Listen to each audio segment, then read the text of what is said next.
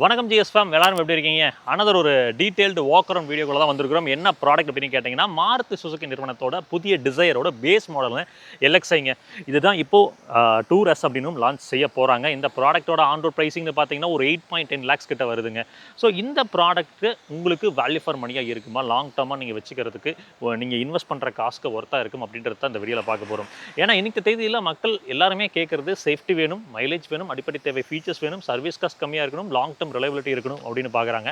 அப்படி பார்க்குறப்ப டெஃபினட்டாக இந்த டிசைர் அப்படின்ற ப்ராடக்ட் அது எல்லாத்தையுமே சாட்டிஸ்ஃபை பண்ணுற மாதிரி தான் இருக்குதுங்க. 2022 அந்த 5th gen ஹார்டெக் பிளாட்ஃபார்மை ஆல்டர்னேட் பண்ணி டென்சில் ஸ்ட்ரென்த் இம்ப்ரூவ் பண்ணுறப்பவே நான் சொல்லியிருந்த ஸ்ட்ரக்சரல் இன்டெகிரிட்டி அப்படின்றது பெட்டர் ஆகிருச்சு அப்படின்றது.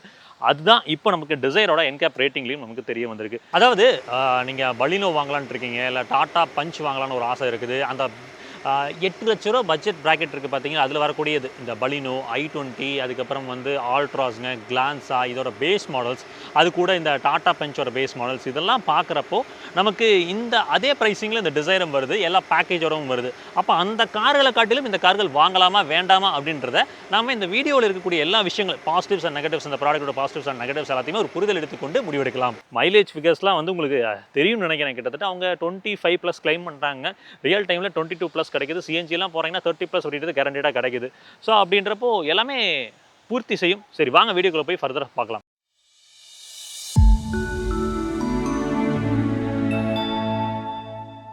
இந்த பேஸ் மாடல் பொறுத்து என்னெல்லாம் கலர் ஆப்ஷன்ஸ் வருது அப்படின்றத நீங்கள் எவிடென்ட்டாக ஸ்க்ரீனில் பார்க்க முடியும். சேஃப்டிங்க, ஸோ சேஃப்டி ஆல்ரெடி சொன்னேன், 5 ஸ்டார் என்கேப் ரேட்டிங் வாங்கிருச்சு. 920 கிலோகிராம் கர்வ் வெயிட் இந்த பேஸ் மாடலை பொறுத்து இருக்குங்க.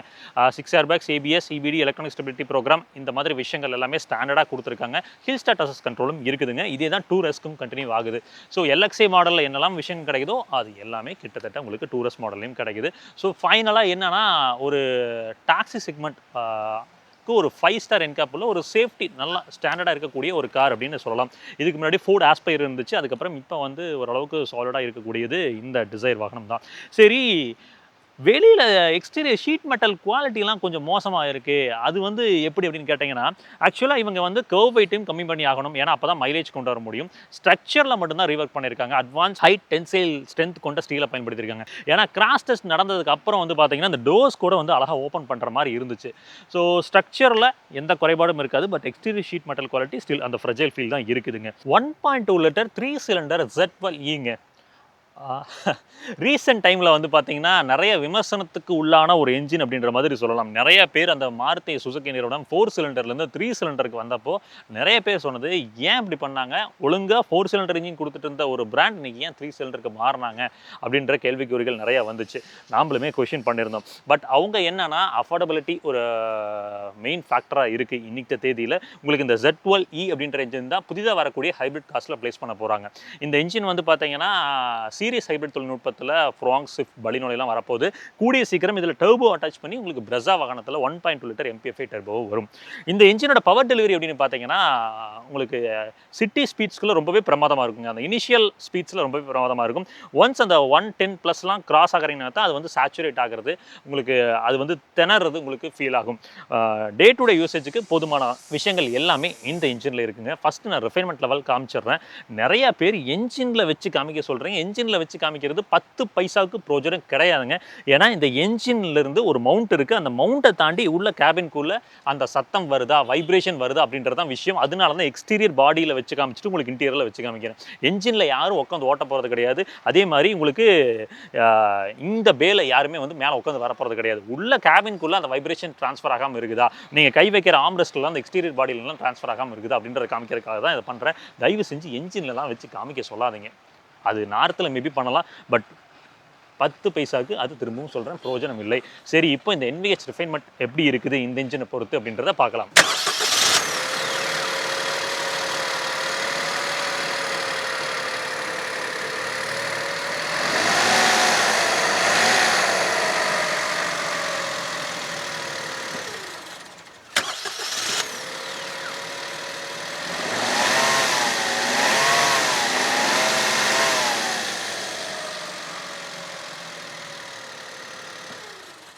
நீங்கள் எவிடென்ட்டாக பார்த்துருக்க முடியும்னு நினைக்கிறேன். அதாவது எக்ஸ்டீரியர் பாடியில் இருக்கிற அந்த வைப்ரேஷன் அப்படின்றது இன்டீரியர் கேபின்குள்ளே ட்ரான்ஸ்ஃபர் ஆகலை, ரிஃபைன் பண்ணியிருக்காங்க.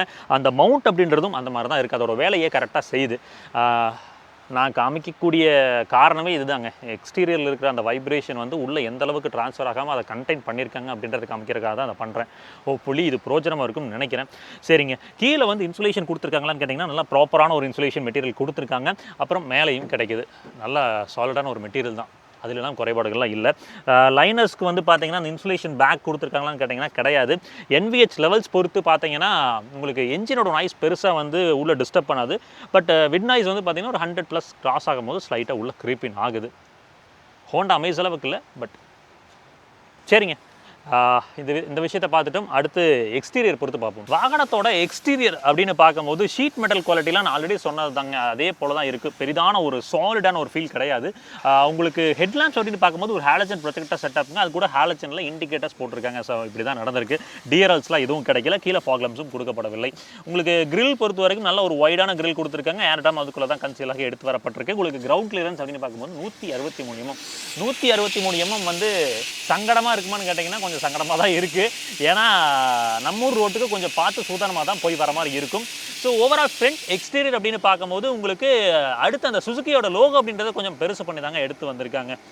ஸோ ஃப்ரண்ட் ப்ரொஃபைல் பார்க்குறதுக்கு எனக்கு ஒரு ப்ரீமியம் செடான் பார்க்குற ஒரு அப்பியரன்ஸ் தான் கொடுக்குது. பட் ரியர் பொறுத்த வரைக்கும் எனக்கு ஒரு போலரைசிங்கான ஒப்பீனியன் தான். அது என்ன அப்படின்றத நான் உங்களுக்கு சொல்கிறேங்க. வாகனத்தோட வீல் பேஸ் அப்படின்னு பார்த்தீங்கன்னா 2450 mm இருக்குதுங்க. சைட் ப்ரொஃபைல் பாருங்கள் எந்த அளவுக்கு உங்களுக்கு பிடிச்சிருக்கு அப்படின்றது.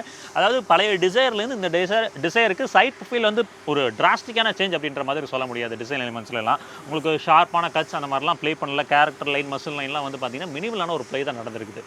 இப்போ இந்த காரில் டயர்ஸ் அப்படின்னு பார்க்கும்போது 165, 80, 614 ப்ரொஃபைலுங்க. லைனர்ஸ் பொறுத்த வரைக்கும் செமி கன்சீல்டாக தான் இருக்குது. இங்கே ஃப்ரண்ட்டில் நல்லா போட்டிருக்காங்க, பட் இங்கே கொஞ்சம் கன்சீல்மெண்ட் அப்படின்றது கவலைக்கிடமான ஒரு நிலையில் தான் இருக்குது. ஃப்ரண்ட்டில் டிஸ்க் பிரேக்குங்க, ரியரில் ட்ரம் பிரேக் கொடுத்துருக்காங்க. உங்களுக்கு ஒரு ஸ்டீல் வீல்ஸ் தான் கிடைக்குதுங்க. வீல் கப்ஸ் வேணும்னா நீங்கள் ஆட் பண்ணிக்கலாம். டர்ன் இண்டிகேட்டர்ஸ் வந்து பார்த்தீங்கன்னா உங்களுக்கு ஃபெண்டரில் ப்ளேஸ் பண்ணியிருக்காங்க.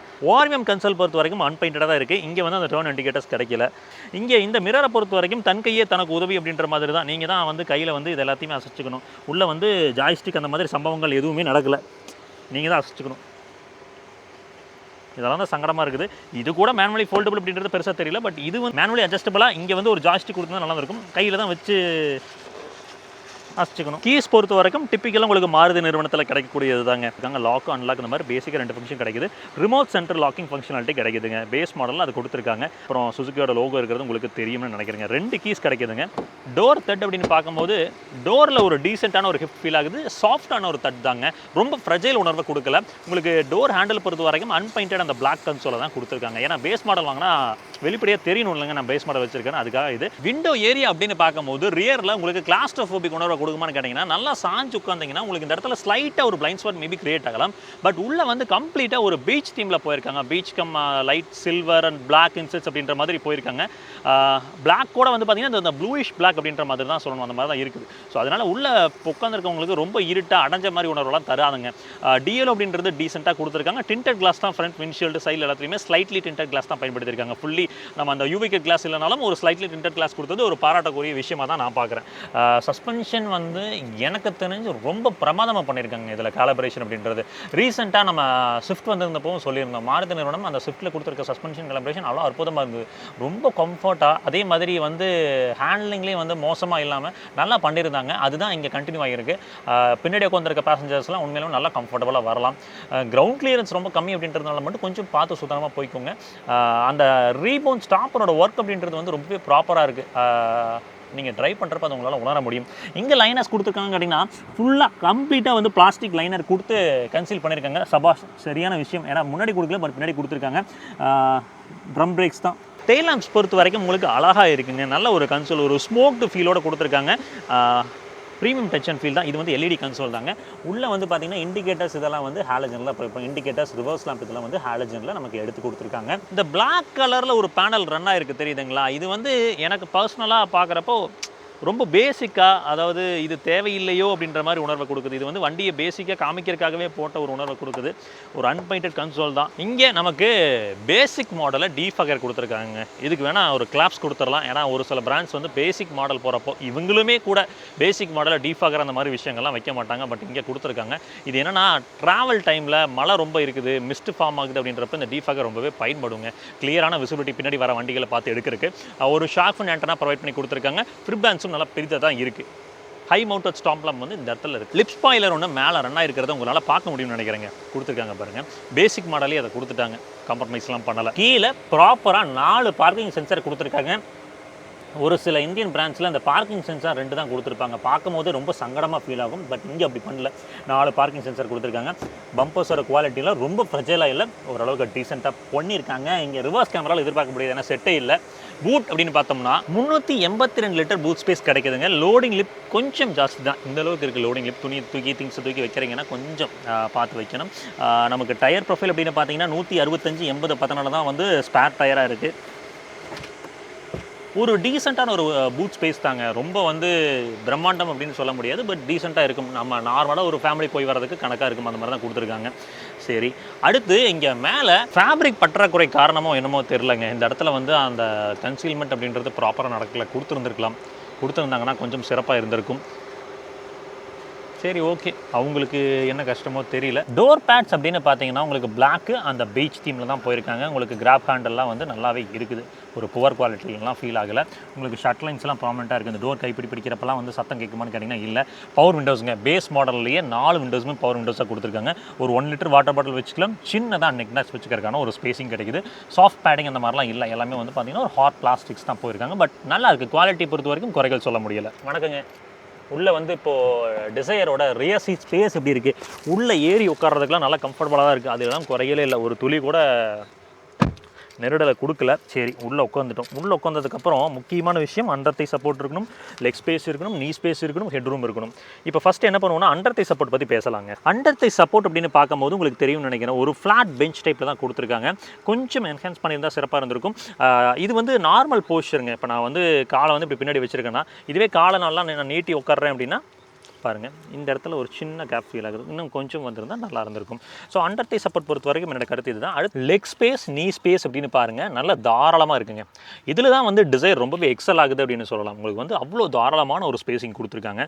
காலை நீட்டுறீங்க அப்படின்னாலும் உங்களுக்கு வந்து கவலைகள் இல்லை. இது வந்து என்னோட டிரைவிங் போஸ்டர் தகுந்த மாதிரி வச்சுருக்கேன். கொஞ்சம் ஸ்கூப்பும் பண்ணியிருக்காங்க, நல்ல ஒரு லெக் ஸ்பேஸுங்க. சென்டரில் ஹம்ப் பார்த்தீங்களா, கொஞ்சம் பெரிதாக தான் இருக்குதுங்க. ஸோ 3 அடல்ட் உட்கார முடியுமான்னு கேட்டிங்கன்னா 2 அடல்ட் ஒரு கிட் அப்படின்றது தாராளமாக உட்கார முடியும். அடல்ட் சென்டரில் உட்காரதுக்கு ரொம்பவே சிரமமாக இருக்குமான்னு கேட்டிங்கன்னா இல்லை, அட்ஜஸ்ட் பண்ணி உட்காரலாம். இந்த இடத்துல சின்னதாக நிக்னக்ஸ் வச்சுக்கலாங்க, சாவி வைக்கலாம். அதுக்கப்புறம் சின்னதாக ஏதாவது திங்ஸ் இருக்குதுன்னா அதில் வச்சு பயன்படுத்திக்கலாம். ரியர் ஏசி அப்படின்றது இந்த பேசிக் மாடலில் கிடைக்கவில்லை. வாகனத்தோட ஹெட்ரூம் பற்றி பேசலாம். இப்போது இங்கே பாருங்கள், நான் வந்து காமனாக எல்லோரும் உட்கார மாதிரி ஒரு போஸ்டரில், ஒரு ஸ்ட்ரைட் ஃபார்வர்டான ஒரு போஸ்டரில் உட்காந்துருக்கேன். இதுவே கம்ஃபர்டபுளாக உட்காரோம்னா நல்லா சாஞ்சுபடி உட்காருவோம். ஹெட் ரெஸ்ட்டை பொறுத்த வரைக்கும் ஃபிக்ஸ்ட் ஹெட் ரெஸ்ட் தான். இங்கே பாருங்கள், ஒரு 6 ஃபீட் ஆளுக்கு மேலே இருக்கிறீங்கன்னா பின்னாடி உட்காந்திங்கன்னா கொஞ்சம் நெருடலாக கொடுக்கும்.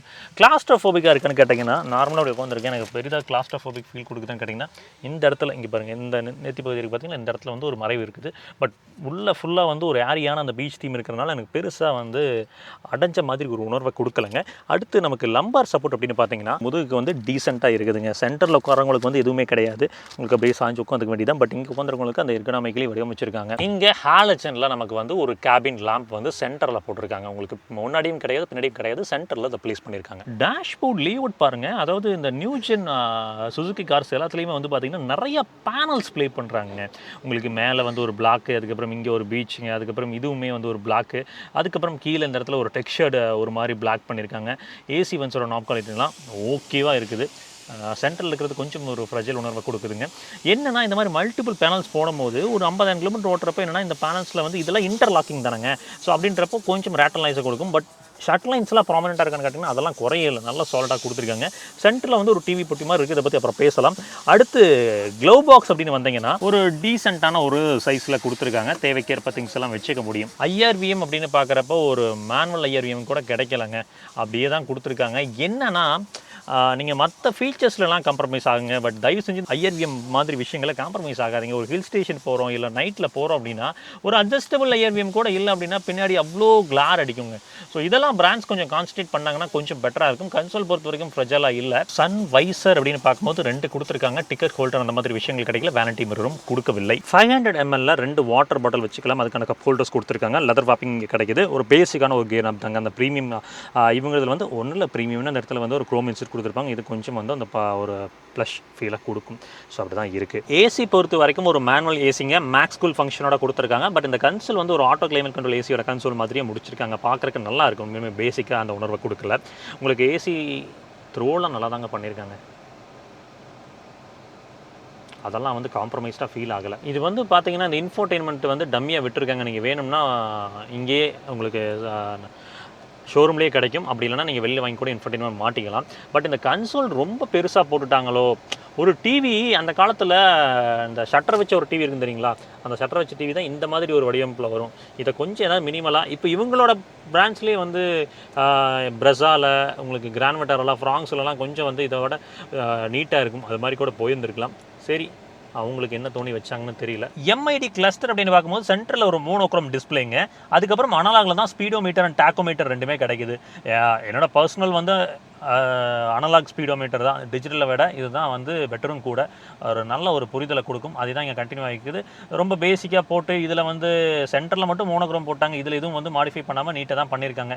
குறைகள் எனக்கு பெருசாக தெரியவில்லை. டேஷ்போர்டும் சரிங்க, டோர் பேட்ச்லையும் சரி அங்கங்கே இந்த மாதிரி வந்து ஒரு ட்ரையாங்கிள் எலிமெண்ட் பிளேஸ் பண்ணியிருக்காங்க. இது எதுக்கு அப்படின்னா அவங்க வந்து சின்னதாக கொஞ்சம் என்ஹான்ஸ் பண்ணி ப்ரீமியமாக காமிக்கணும்னு நினச்சிப்பாங்க போல். அது நடந்திருக்கு. ஸ்டீரிங் அப்படின்னு பார்க்கும்போது உங்களுக்கு டில்ட் அட்ஜஸ்ட்மெண்ட் கொடுத்துருக்காங்க. உங்களுக்கு தெரியும் நினைக்கிறேன். டெலஸ்கோபிக் கொடுக்கலங்க. இங்கே ஒரு பேசிக்கான ஸ்டீரிங் தான். அந்த 3 ஸ்பாக் யூனிட் தான். உங்களுக்கு க்ரூஸ் கண்ட்ரோலோ இல்லை ஆடியோ மவுண்டட் கண்ட்ரோல்ஸ் அந்த மாதிரி விஷயங்கள் எதுவுமே கொடுக்கல. ஃபைன். ஹார்ன் பொறுத்த வரைக்கும் கேட்டிருப்பீங்கன்னு நினைக்கிறேன். ஒரு டியூவல் ஹார்ன் செட்டப் தான். சுசுகியில் டிப்பிக்கலாக வரது தான். ஓகேவாக இருக்கும். ட்ராக்ஷன் கண்ட்ரோல் ஆன் ஆஃப் பண்ணுறதுக்கு, அதுக்கப்புறம் idle start stop system on off பண்ணுறதுக்கு, ஹெட்லாம்ப் லெவலர், இது எல்லாமே இங்கே ப்ரொவைட் பண்ணி கொடுத்துருக்காங்க நமக்கு. அது போக கீழே நமக்கு ப்ராப்பராக ஏபிசி பெடல்ஸ்க்கான ஸ்பேசிங் இருக்குது. ஒரு டெட் பெடலும் கொடுத்துருக்காங்க. ஸோ லாங் ட்ராவலில் அழகாக கன்வீனியன்ட்டாக நம்மளால் ட்ராவல் செய்ய முடியும். செடன்ஸ் அப்படின்னாலே கம்ஃபர்ட் ரொம்ப முக்கியங்க. கம்ஃபர்ட்டுக்கு எது பிரதானமாக தேவை? சீட்ஸ் அப்படின்றது, சீட்ஸோட அப்ஹோல்ஸ்ட்ரி, அதோட வடிவமைப்பு ரொம்பவே நல்லா இருக்கணும். இங்கே நமக்கு ப்ராப்பராக நமக்கு ஷோல்டர் சப்போர்ட் கிடைக்குதுங்க. லம்பா சப்போர்ட்டும் டீசெண்டாக இருக்குது. அண்டர் தை சப்போர்ட் அப்படின்னு பார்க்கும்போது என்னோட முட்டி இந்த இடத்துல மடங்குதுங்க. இப்படி மடங்குது தெரியுதுங்களா? கொஞ்சம் என்ஹான்ஸ் ஆயிருந்ததுன்னா எனக்கு பர்ஃபெக்டான ஒரு போஸ்டரை கொடுத்துருக்கும். பட் குறைகள் இல்லை. டெஃபினட்டாக ரொம்ப வந்து மோசமான அண்டர் தை சப்போர்ட் கொடுக்கல. ஃபைன். அடுத்து நம்ம சீட்ஸோட ஃபேப்ரிக் அப்படின்னு பார்த்தீங்கன்னா உங்களுக்கு சாஃப்டான ஃபேப்ரிக் தாங்க போயிருக்காங்க. சாஃப்ட் ஃபேப்ரிக் என்னென்னா நார்மல் ட்ராவல், அதாவது வந்து ஒரு சிட்டி ட்ராவலுக்கு ஓகே. பட் லாங் ட்ராவல் போகும்போது நமக்கு என்னென்னா இது வந்து கொஞ்சம் பெயினை கொடுக்கும். நீங்கள் ஏதாவது சீட் கவர்ஸ் போட்டிங்கன்னா கொஞ்சம் ஃபோம் ஆட் பண்ணி வச்சு போட்டுக்கோங்க. கொஞ்சம் பெட்டராக இருக்கும். 6 ஏர்பேக் மாடல் அப்படின்றனால வந்து இந்த ஃபேப்ரிக்கை வர சீட் கவர் ரிமூவ் பண்ணிவிட்டு இந்த இடத்துல வந்து ஒரு சிங்கிள் லேயர் ஸ்டிச்சிங்கோட கொடுப்பாங்க. அது மாதிரி போய்க்கோங்க. அப்போ தான் ஏர்பேக் டிப்ளைமெண்ட் ஆகிறதுல எந்த விதமான ஒரு பிரச்சனைகளும் இருக்காது.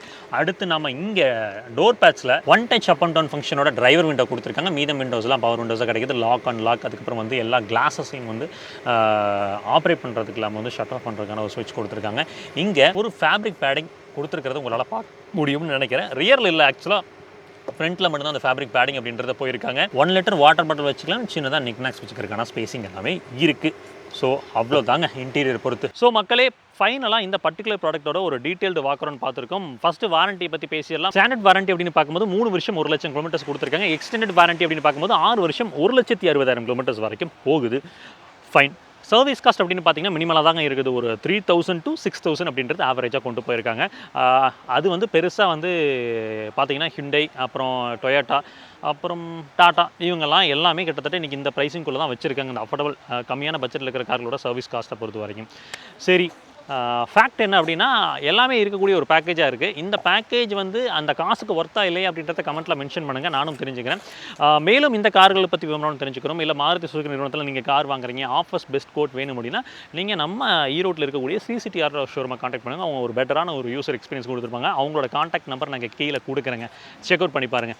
சரிங்க, மேலும் கார் வாங்குற ரிலேட்டடாக ஏதாவது குவரிஸ் இருக்குது, டவுட்ஸ் இருக்குது அப்படின்னா நீங்கள் தாராளமாக ஜிஎஸ் ஆட்டோமோட்டிவ்ஸ் கன்சல்டேஷன் நம்பரை காண்டாக்ட் பண்ணலாம். அவங்க ஸ்கெலியூட் பண்ணி கொடுப்பாங்க, நம்ம பேசலாம். இன்னொரு சந்திக்கலாம். அது வரைக்கும் எப்பவுமே சொல்கிறேன், ரோட்டில் போய் வரப்போ உங்களை நம்பி இப்படி குடும்பம் இருக்காங்களோ அதே மாதிரி ரோட்டில் போய் வர சக மனிதர்களை நம்பி நேசிக்கிற குடும்பம் இருக்காங்க.